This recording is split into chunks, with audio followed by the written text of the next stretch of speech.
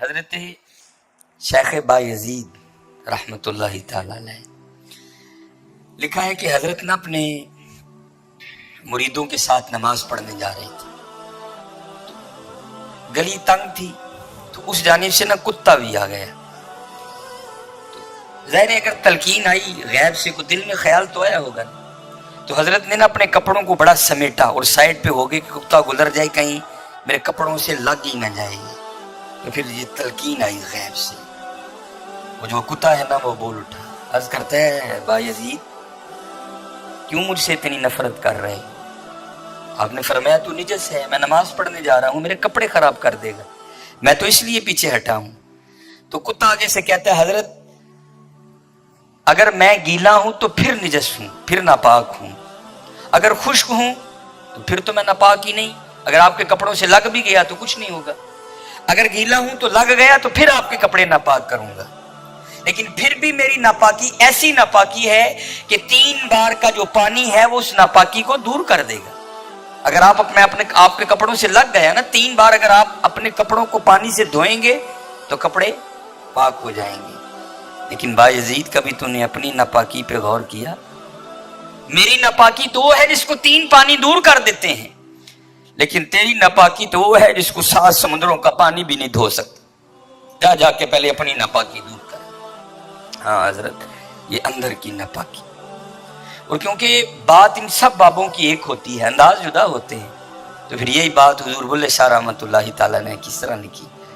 آپ فرماتے ہیں پھلاں داتو عطر بنا، پھلاں داتو عطر بنا، عطر دا پھر تو کڈ دریا، دریا وچ پھر تو ڈبکیاں لا۔ ذرا بات کی گہرائی تک جانا۔ حالا عطر کیا ہے؟ تھوڑا سا شیشی پہ لے کے اپنی ہتھیلی پہ لگایا، اس طرح کر کے جسم پہ لگا دیا، جہاں سے گزرو گے وہاں سے بھی پتا چلے گا اس بندے نے عطر لگایا ہے۔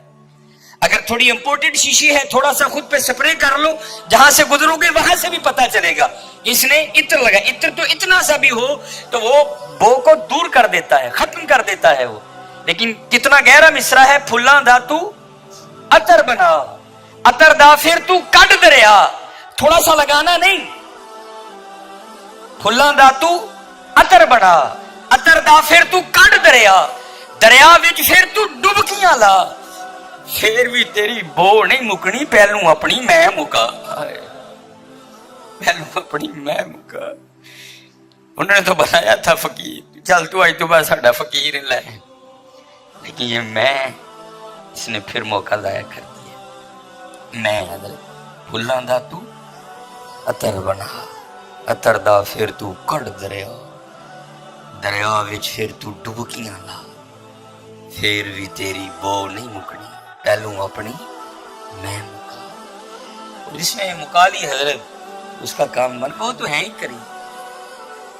ہاں، اور کتنے کریم ہیں میں آپ کو بتا نہیں سکتا۔ یہ ہفتے کی رات تھی، جو پچھلا ہفتہ گزر گیا نا، جس طرح کل ہفتہ آئے گا، یہ بھٹر میں پروگرام تھا، تو پروگرام پہ گئے، وہاں سے مجھے آتے آتے نا تقریباً 12 بج گئے۔ جب میں گھر آیا نا تو چھوٹا بیٹا میرا، سب سے چھوٹا ابراہیم، بڑا رو رہا تھا، تو ماں اس کو چپ کرانے کے لیے نا وہ ٹہل رہی تھی، اس کمرے سے اس کمرہ، اس کمرے سے اس کمرہ، تو وہ کہتی ہے کہ شاہ کے بعد کس کی طبیعت خراب ہے، مسلسل رو رہا ہے، میں نے بڑا چپ کرایا، نہیں کر رہا، تو اس طرح کریں اس کو کسی ہاسپٹل لے چلتے ہیں۔ میں نے کہا چلو، عمل خدمت لے گئے، وہ ڈاکٹر نے چیک کیا، اس نے کہا بچے کا گلا خراب ہے، اور جب بھی بچوں کا گلا خراب ہوتا ہے نا ساتھ پھر ان کے کان میں بھی درد ہوتی ہے، اس کے کان میں درد ہے اس لیے رو رہا ہے۔ اس نے وہ دوائی وغیرہ انجیکشن وغیرہ لگائے، اس کے کان میں ڈراپس بھی ڈالے، لیکن میں نے کہا نہیں، میں آدھا گھنٹہ ویٹ کروں گا، بچے کی جب طبیعت سنبھلے گی نا میں پھر ہی گھر لے کے جاؤں گا۔ ہم وہاں بیٹھ گئے، خیر بچے کی طبیعت سنبھل گئی، ہم لے کے نا گھر آ گئے۔ اب ظاہر ہے بچے کی طبیعت خراب تھی، اس کی ماں نے عشاء کی نماز نہیں پڑھی تھی، میں نے فرض اور سنتیں پڑھ لی تھی، وتر اور نوافل میں نے بھی نہیں پڑھے تھے۔ وہ بچہ سو گیا، ہم نے اس کو چارپائی پہ لٹایا، آگے میں نے نماز شروع کر دی، میرے پیچھے میرے بیٹے کی ماں نے نماز شروع کر دی۔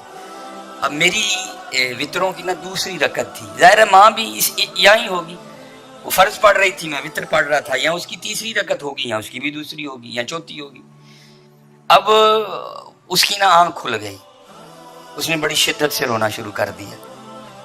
तो हरा मसले की रूह से आप नमाज तोड़ सकते हैं, क्योंकि वो चारपाई से बस गिरने वाला था। दूध उबल रहा है, बीबी नमाज पढ़ रही है, नमाज तोड़ के दूध बचाए। कोई कुएं में गिर रहा है, नमाज तोड़ के उसको बचाओ, पहले तोड़ सकते थे। लेकिन मैंने कहा नहीं, मैं नहीं तोड़नी। बात था ना हजरत, मोहब्बत तो थी औलाद की, लेकिन दिल थोड़ा सख्त। लेकिन उधर क्या था, उधर माँ थी हजरत। उसने क्या किया, उसने नमाज तोड़ के ना बच्चे को जाके चारपाई से उठा के सीने से लगा लिया। अब मैंने वितरों की तीसरी रकत पढ़ी, तो मैं मुसल्ले पे बैठ के ना मैं रो पड़ा। हाय, नबी अलैहिस्सलाम ने क्या फरमाया कि अल्लाह जल्ल शानहू बंदे से 70 माओं से बढ़ के प्यार करता है। तो यार अगर एक माँ की मोहब्बत ये है तो फिर उसकी मोहब्बत क्या होगी। अगर एक माँ की मोहब्बत ये है कि उसने नमाज तोड़ के बच्चे को सीने से लगा लिया, तो फिर तसव्वुर करो हजरत, जो 70 माओं से बढ़ के प्यार करता है उसकी मोहब्बत क्या होगी। लेकिन बात फिर वही है हजरत, हम तो मायल बा करम हैं, लेकिन क्या हम तो मायल बा करम हैं, लेकिन आगे से क्या जब ये वो बच्चा था ना, मैं नहीं थी हजरत, वो तो पूरी शिद्दत से रो रहा था, ओ मुझे बैठाओ, ओ मुझे उठाओ, ओ मुझे बचाओ, ओ मुझे बचाओ। शिद्दत थी ना हजरत, उस शिद्दत ने माँ को मजबूर कर दिया कि उसने नमाज तोड़ के बच्चे को उठाया।